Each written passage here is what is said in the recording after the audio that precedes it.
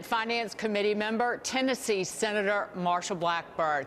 Senator, it's on the Republicans in leadership to now do your part, and that is cutting taxes, that is deregulation.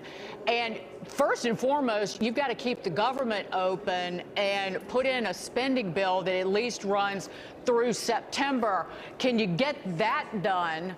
But also, how quickly can you act, come together, cobble together something that rewards the American people and gives people certainty in terms of their taxes and opportunity?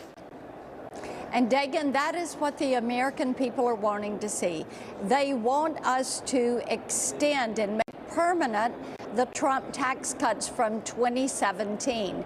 And we are going to do that. And you're exactly right.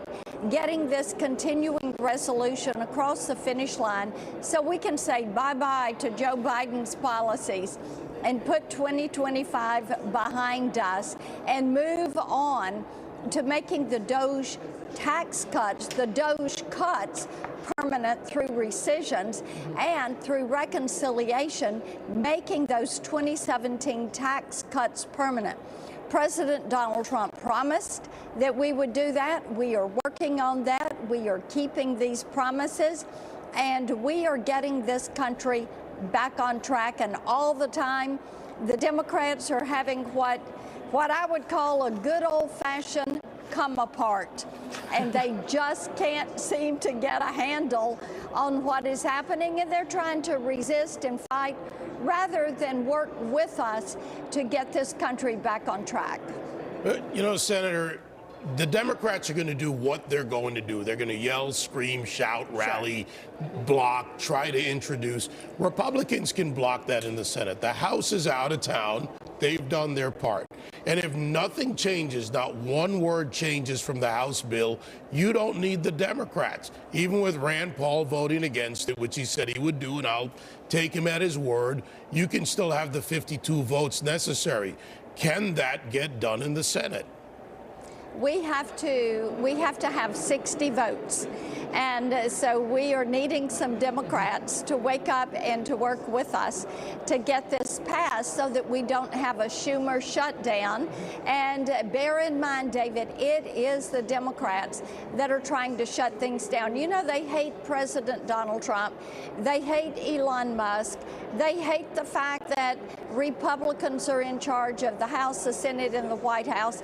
They hate the fact that we are reducing what the federal government spends. And I guess they're upset that on November 5th, when the American people voted, they sent a mandate in their vote to President Trump to fulfill those promises, to get this country on track, to secure that southern border, to rebuild our military, to deal with inflation, which the numbers are very good on inflation coming down, and to make certain we get this country and this economy back on track and keep it there.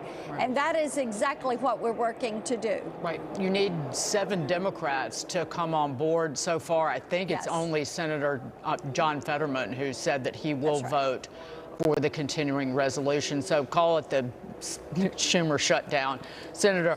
But moving on to this, President Trump compared to Joe Biden, 2 completely different views on domestic terrorism. President Trump has said that people attacking companies like Tesla will be treated as domestic terrorists.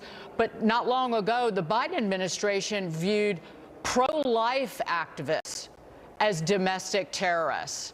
Just people that, again, people who were pardoned by President Trump, but people who were even praying in front of abortion clinics. Just compare and contrast, because we talk about the economy, but this is stark. It is so very stark. And you did have the Democrats, if it was parents at a school board meeting or people that were praying outside of an abortion clinic, the Biden DOJ would classify them as domestic terrorists. Now, I find it so interesting that the Democrats here in Washington, D.C. have had absolutely nothing to say about people that are showing up. They are burning these dealerships. They're smashing the windows. They're lighting the cars on fire. And they are doing this to cause violence, disruption, and destruction of property. But this, what you're seeing from the Democrats, is complete silence. It's like crickets when it comes to dealing this. The same thing that happened when there have been other items which have been violence, or individuals that are trying to stoke violence and disruption. They are saying absolutely nothing. Nothing.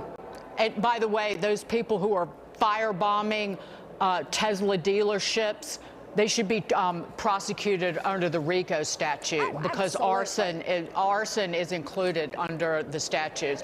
Senator Marsha Blackburn, keep us posted. Please come back. You're always welcome here. Be well. Thank you. Thank you, Senator.